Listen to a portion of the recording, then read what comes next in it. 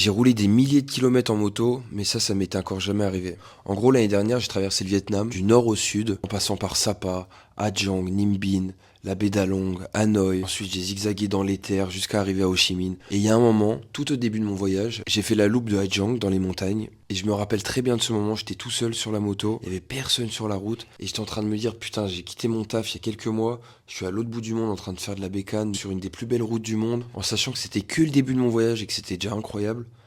Et je sais pas, ma barre de bonheur a explosé, les gars, j'ai pleuré comme une madeleine, mais ça a duré 10-15 minutes.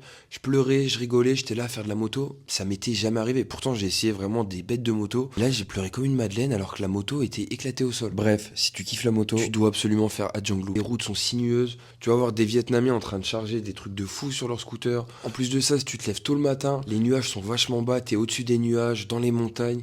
Les gars, j'ai tellement kiffé que je compte bien y retourner. Et cette fois, j'y retournerai avec une bête de moto et avec mon cousin vietnamien qui est passionné de moto comme moi. Sauf qu'il habite un peu loin, c'est trop cher pour lui. Du coup, il peut pas y aller pour l'instant, mais dans quelques mois, peut-être quelques années, j'y retournerai avec lui. Mais cette fois, je serai pas sur une petite pétrolette et on va s'envoyer en enfer.